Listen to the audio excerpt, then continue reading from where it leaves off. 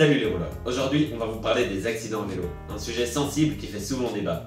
On va vous prouver en 3 chiffres simples que les idées que nous avons parfois sur les dangers du vélo ne sont pas toujours avérées. Pour commencer, il faut préciser que la plupart de nos blessures à vélo sont généralement peu graves. Il s'agit généralement de contusions ou de légères fractures. Ainsi, lors de nos chutes ou accidents à vélo, un peu moins de 50% des cyclistes se blessent au bras, 33% aux jambes, 23% au visage et seulement 17% à la tête. Il ne s'agit ici que de blessures. Ensuite, contrairement aux idées reçues, la majorité des accidents mortels de cyclistes ont lieu à la campagne et non en ville.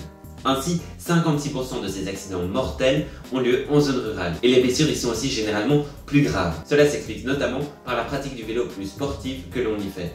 Vélo de course, VTT et toutes ces choses-là. Et surtout par les plus grandes vitesses que les voitures empruntent sur ces routes-là. Finalement, les derniers chiffres européens font état de 2009 cyclistes tués sur les routes en 2009. Cela peut vous paraître beaucoup, mais il s'agit en fait d'une diminution de 37% par rapport à 2002. Et selon l'Observatoire national interministériel de la sécurité routière, les cyclistes ne constituent qu'à peine 4,7% des tués sur les routes.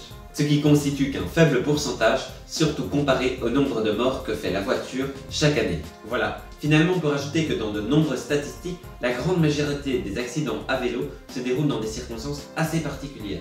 Quelques mesures simples de votre part vous permettent donc d'échapper à ces malheureux chiffres. Roulez avec sagesse et prudence et soyez équipés impeccablement. Lumière et chasuble la nuit. Et surtout, ayez un vélo en ordre d'entretien avec des freins bien serrés. Sur ce, à la prochaine.